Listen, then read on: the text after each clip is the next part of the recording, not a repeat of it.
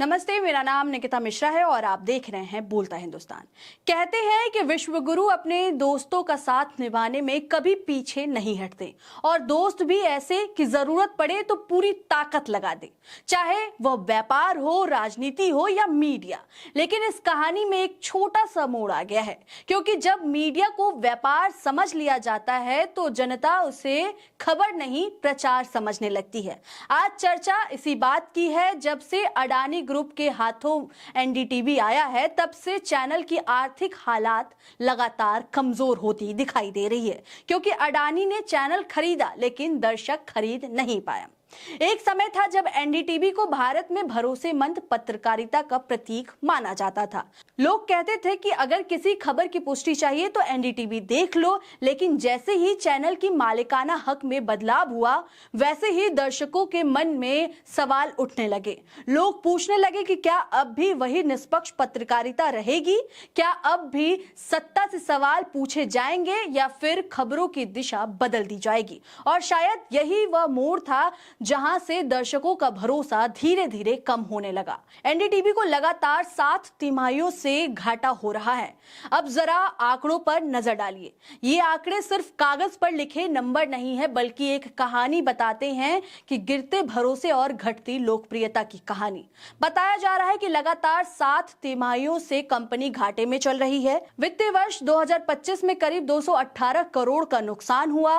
वित्तीय वर्ष 2026 के सिर्फ 9 महीने में ही लगभग 224 करोड़ का घाटा दर्ज किया गया। यानी नुकसान कम होने की बजाय बढ़ता ही जा रहा है। और जब किसी मीडिया संस्थान का नुकसान लगातार बढ़ने लगे तो इसका मतलब सिर्फ आर्थिक समस्या नहीं, बल्कि विश्वसनीयता का भी संकट होता है। सोशल मीडिया एक्स पर पोस्ट करते हुए पूर्व डिप्लोमेट केसी सिंह ने लिखा, ये होना लगभग तय था।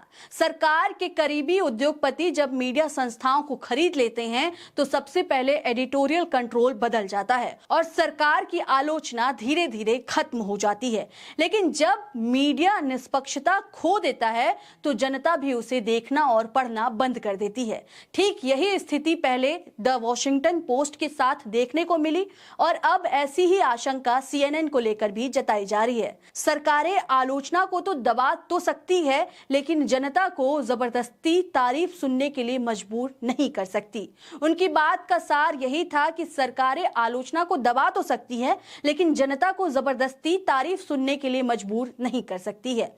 सोशल मीडिया पर एक और अन्य यूजर अंकित मयंक ने भी इसी मुद्दे पर प्रतिक्रिया दी है। उन्होंने लिखा कि एनडीटीवी ग्रुप कथित तौर पर कई मैनेजमेंट के तहत, जिसे अडानी ग्रुप ने नियुक्त किया है, भारी वित्तीय दबाव का सामना कर रहा है। लगातार 7 तिमाहियों से घाटा दर्ज है। वित्तीय वर्ष 2025 में करीब 218 करोड़ का नुकसान।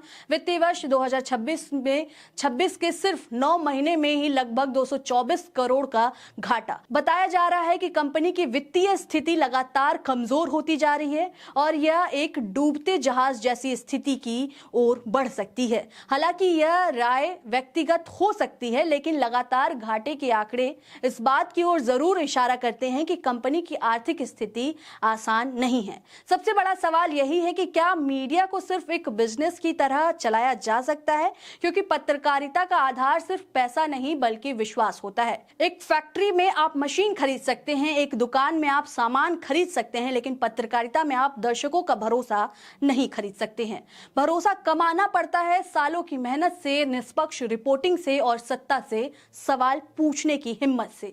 आज के दौर में दर्शक पहले जैसे नहीं रहे हैं। अब लोग सिर्फ टीवी पर दिखाई गई खबर पर भरोसा नहीं करते हैं। वे सोशल मीडिया देखते हैं, दूसरे सोर्स से तुलना करते हैं और फिर अपना निर्णय लेते हैं। अगर उन्हें लगता है कि कोई चैनल पक्षपाती है तो वे तुरंत चैनल बदल देते हैं। यही कारण है कि टीआरपी गिर सकती है, विज्ञापन कम हो सकते हैं और आय घट सकती है। और जब आय घटती है तो घाटा बढ़ना तय हो जाता है। जब किसी कंपनी को लगातार नुकसान होता है तो सबसे पहला कदम होता है खर्च कम करना, और खर्च कम करने का सबसे आसान तरीका होता है कर्मचारियों की संख्या घटाना। इसलिए यह आशंका जताई जा जा रही है कि आने वाले समय में कुछ बड़े नामों की छटनी भी हो सकती है। हालांकि कंपनी की तरफ से इस बारे में कोई आधिकारिक घोषणा नहीं हुई है, लेकिन आर्थिक दबाव बढ़ने पर ऐसी संभावना से इनकार भी नहीं किया जा सकता है। अडानी के हाथों एनडीटीवी आने के बाद कंपनी को लगातार आर्थिक नुकसान होने की खबरें सामने आ रही हैं। लगातार 7 तिमाहियों का घाटा, सैकड़ों करोड़ रुपए का नुकसान और घटती दर्शक संख्या, ये सब संकेत देते हैं कि स्थिति आसान नहीं है। इस पूरे घटनाक्रम से एक बात साफ होती है कि मीडिया खरीदा जा सकता है, लेकिन जनता का विश्वास नहीं। और जब विश्वास कमजोर पड़ जाता है तो सबसे मजबूत कंपनी भी आर्थिक दबाव महसूस करने लगती है। फिलहाल इस खबर में इतना ही है। आपको क्या लगता है इस खबर में? आप क्या सोचते हैं? अपनी राय हमें कमेंट्स के जरिए जरूर बताएं। तब तक के लिए देखते रहें बोलता हिंदुस्तान। शुक्रिया।